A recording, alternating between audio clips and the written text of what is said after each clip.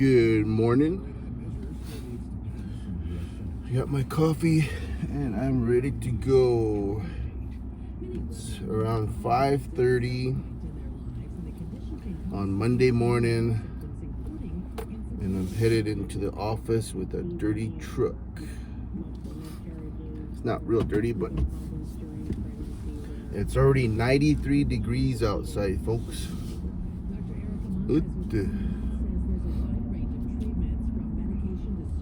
I had me a cup already when I was watching.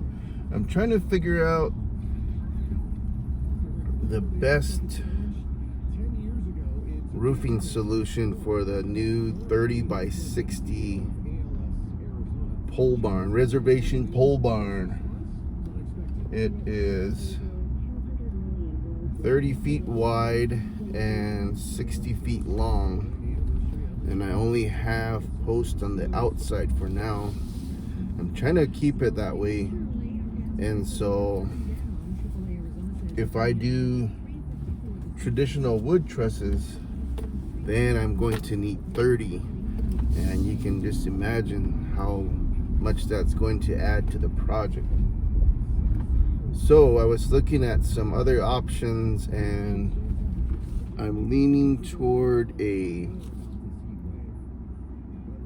steel rafter solution, and I believe you can go every 12 feet with those. So that would mean I would need 5 of those steel rafters. And then I'm also considering the types of beams to put on the front and back. I initially was going to do maybe some 4 by or 6 by 8s or something like that. I just need to look at, I guess, the various prices, because I could put maybe the 2 by 8s, stagger them, and put 3 thick along the span to make one continuous piece with a little overhang instead of single beams that are going to be connected in some way or fashion. Then I also was thinking, man, it'd be nice to get some I-beams, because there's quite a few metal shops down here in Phoenix where I think I could probably get those quite readily, and I'm not sure the price of steel right now, but I think that would kind of give it a different kind of feel for out home. We'd have rust versus wood that's gonna eventually get like decayed or whatever, rotted. And there's also the option of building rafters on site to reduce the transport costs, shipping costs, but that's going to entail a lot of labor, and that's going to add to the time. I don't have a budget for this project. It's just something that I've been wanting to do for a while, and so I'm not trying to let the cost get out of hand either. But we have the need for covered storage out there in Palaka, and I did get quotes for different types of buildings. I think the most expensive parts were trying to get a 40 by 60 concrete slab poured prior to any kind of purchase of a metal building, and I think that was the most expensive part, and I couldn't find a solution. So I said, let's utilize the materials we have and go from there. And then once we started putting up the post, I started thinking, how am I gonna put a roof on here without keeping the support beams or a support post in the middle? And I kept thinking, and I thought that maybe I had overextended myself and not thought it out properly from start to finish. But we were talking and thinking about different solutions, and then that's when I started looking for the 32-foot trusses. I'm still going to continue to get those quotes from down here, and then one's local or closer to home. But I'm also going to reach out to some of the steel companies around here and see what kind of solutions they might offer. Because when you think about all these big warehouses and barns, like hay barns and stuff, they have a pretty wide span, and they have the steel beams and steel trusses. So that's kind of where I'm at right now. I'm thinking if I could get away with 5 of the steel trusses, and I think they come in 2 pieces. The ones that I was looking at this morning, there would be one for the front half, one for the second half, and then you connect them in the middle,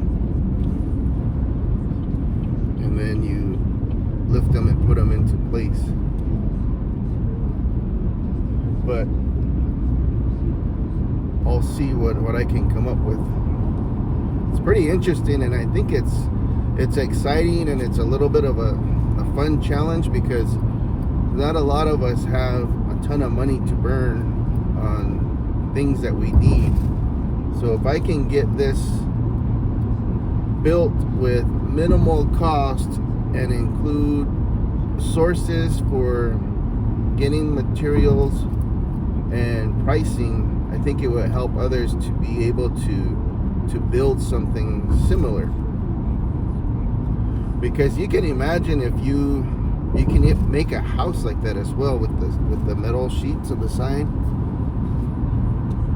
You can make it can have like 5 bays. So if you want to do like a little shop, mechanic shop, of course you'd have to go higher if you want to add a lift. But like, say if you just want to do basic work, like maybe detailing or stereo work or electrical or window tinting, those bays would be small enough or big enough, 30 feet long and 12 feet wide, for you to get, some shade and escape from the wind.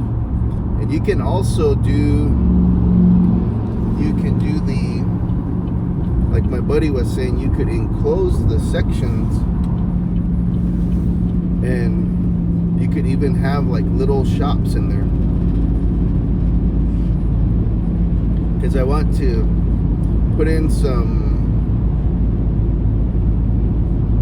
I want to rough out some electrical and plumbing before we put in gravel and stuff, before it's all finished up. And like with that size, you could make maybe 5 little small businesses in there. Like you could have maybe a coffee shop, a bakery, arts and crafts, a little store, and each section would be its own store with its own. You can even do, if you want to really be nitpicky on bills, you could have a mini split for each of the 5 sections, so everybody's on their own meter. And you could even do like little studios, like say if you want to, your nephews or your family want to come home and there's not enough room, you could have one of those with a insulated area, like electricity, water, and heating or cooling. Or you could even store like feed in there, like grain and hay. And out home, you especially need wood during the colder months. You could put wood and pellets and coal in them. Although it'll mess it up, make it all dirty. But you could put one that just has a wood flooring too, just for that kind of purpose. But for ours, the main end goal was to be able to have storage for vehicles and other utility vehicles that will help protect them from the sun, the rain, and the heat, the cold.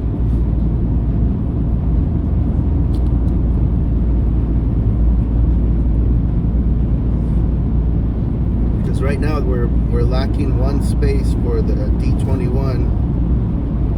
So the D21 and the 2000 2500 Silverado, they have to share a space, so we swap them out every now and then. And like I was saying, we need room from that old shed that it's falling apart. We need to replace that. I wouldn't mind having like a little shop there too. Perhaps a gift shop, because I don't think there's any arts and crafts stores in Pawaka. Let's watch some traffic.